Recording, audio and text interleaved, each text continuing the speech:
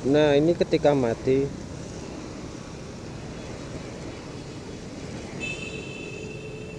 Oh, dia kedip-kedip terus 4 kali, terus 2 kali cepet biasanya. Oh kan.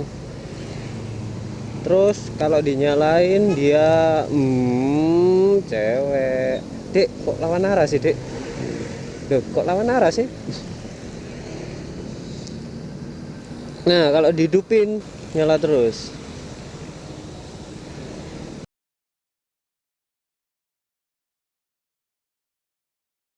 Terus.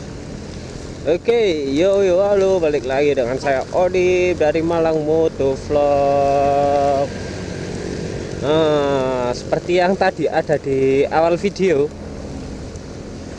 ini seret seret sepedanya Lina.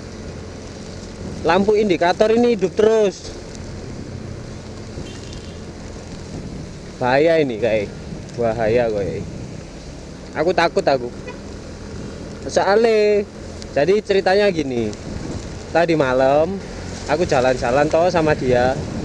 Nah, jalan-jalan set itu nggak apa-apa.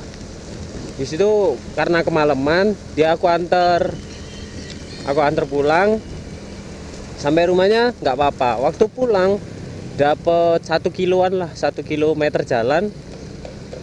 Tiba-tiba ini kuning, lampu apa kuning ini nyala. Terus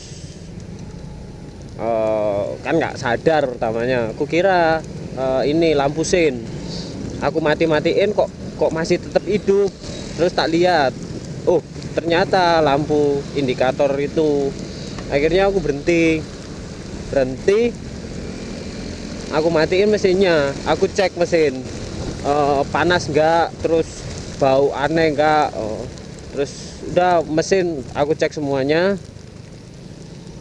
bagian-bagian penting lah istilahnya aku cek, tapi nggak ada apa ya, nggak ada hasil yang mengkhawatirkan lah istilahnya, nggak apa-apa semua kok. Akhirnya aku pulang, cuek aku sama ini lampu indikator ini. Sampai dari rumah aku tanya si Lina, Lin apa udah ganti oli? Katanya udah. Nah, terus kenapa? Oke, akhirnya aku tanya teman-teman Malang MV, dan ternyata penyakitnya adalah ya lampu abang. Gara-gara ya speedometerku mati. Nah, jadi ECU ini berguna buat istilahnya otak dari motor. Otak dari motormu ya di ECU ini, kayak ngatur intake, offtake buat si ini injeksi itu tadi. Terus kalau misalnya motormu ada ABS-nya, dia juga bisa ngatur itu, bisa ngatur traction control juga kalau motor kamu ada traction controlnya. Jadi gunai ECU itu seperti itu. Nah, ECU itu manja banget. DE serba apa istilahnya itu, nggak mau diutek-utek, nggak mau dimodif, nggak mau diapa-apain kecuali dengan perhitungan yang tepat. Jadi kayak misalnya nih contoh, ini mati kan, nah berarti dia kan mengganggu sistem kerja si ECU tadi. Kok biasanya indikator ini jalan moro-moro gak ono.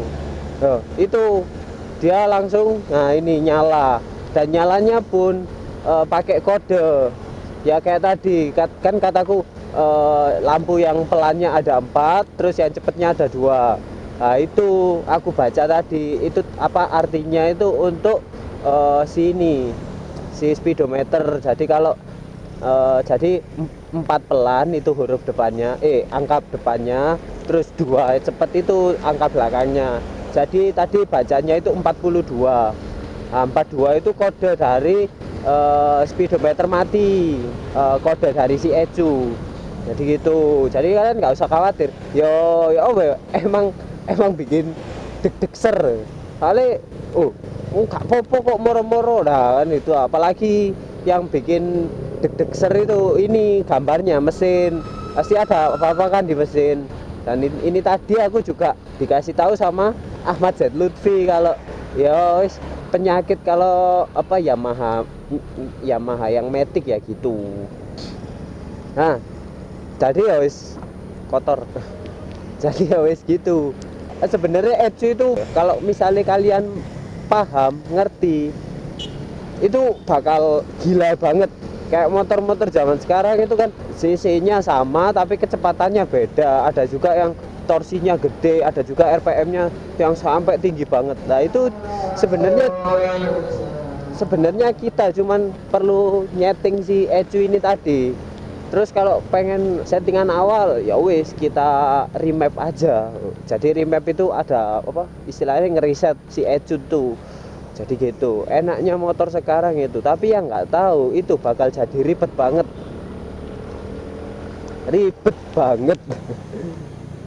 Nah, misalnya ada sensor ya di beberapa motor, kayak yang pernah aku tahu itu Fiction. Itu kalau jatuh sampai break, itu sensornya akan mutus aliran listrik dari ECU ke mesin. Jadi dia akan mati di starter nggak bisa.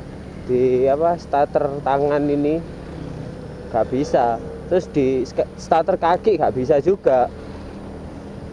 Jadi itu sebenarnya buat safety kalian ketika jatuh jeruat gasnya masih keadaan tinggi terus kan jalan terus kan berbahaya, makanya ada itu istilahnya cut off itu, kalau ketika jatuh dia akan mati.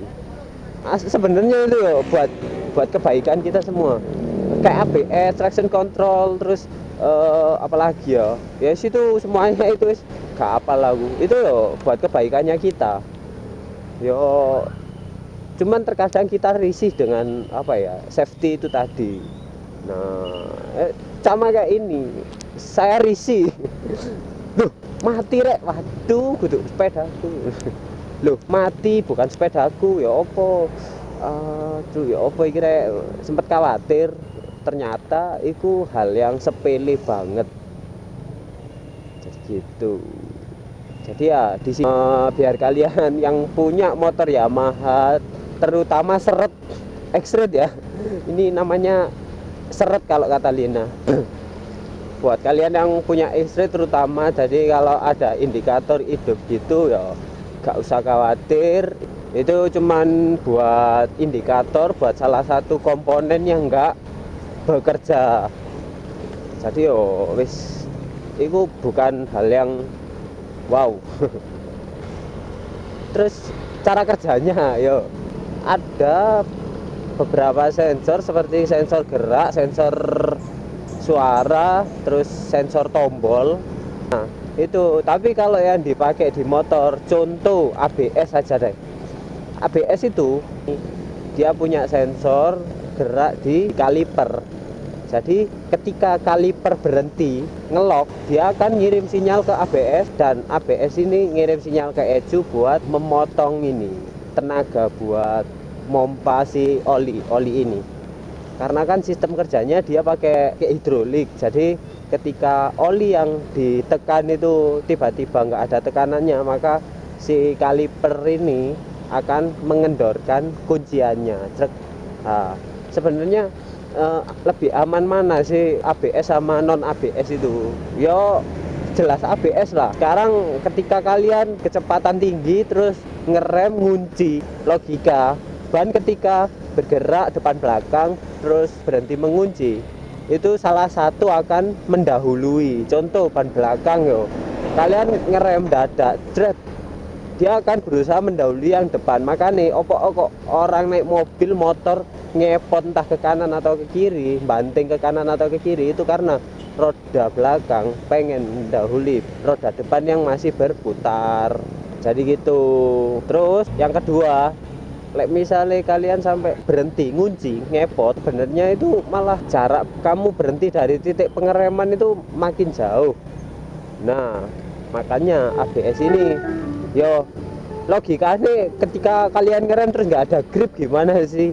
Itu lebih jauh daripada ketika ada grip. Terus yang ketiga, ketika kalian nggak pakai ABS, terus contoh nih ngerem ya, contoh ngerem seret, terus belok gini seret lah, itu kalian nggak bakalan bisa. Soalnya kenapa? Soalnya roda depanmu ini ngunci, terus nggak ada grip, jadi kamu belokin kanan kiri itu nggak pengaruh loh, malah kalian bisa jatuh kalau misalnya belokin gini, soalnya dia nggak imbang.